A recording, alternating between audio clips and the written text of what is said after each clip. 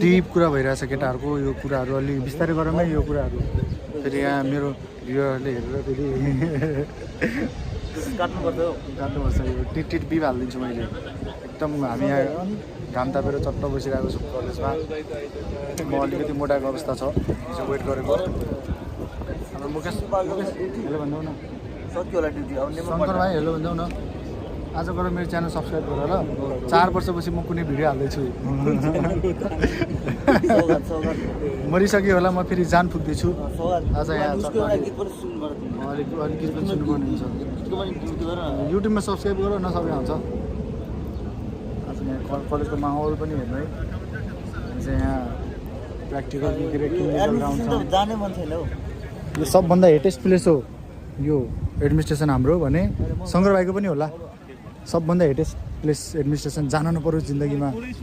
कोही सुन्दैन विद्यार्थीको कोही अलि पावरमा हुनुहुन्छ भने आएर भत्काइदिने एडमिनिस्ट्रेसन अनि यो चाहिँ इङ्ग्लिस पनि बुझ्दैनन् इङ्ग्लिस बुझेको हुन्छ अनि यो गार्डन चाहिँ हाम्रो फेभरेट प्लेस चट्ट हामी बसेर यहाँ बसेर चाहिँ हामी घन्टा बिहाको छौँ अनि हाम्रो यहाँ ममता दोस्त राम दोस्त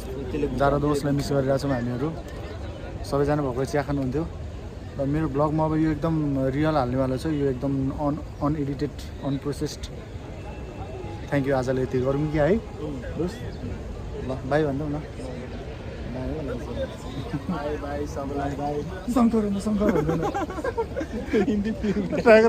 नेपाली हो लास्ट अनि शङ्कर भन्नु भाइ लजाएर भन्नु न ट्राई जस्ट ट्राई यस्तो गरेर शङ्कर यो अन्त ल धन्यवाद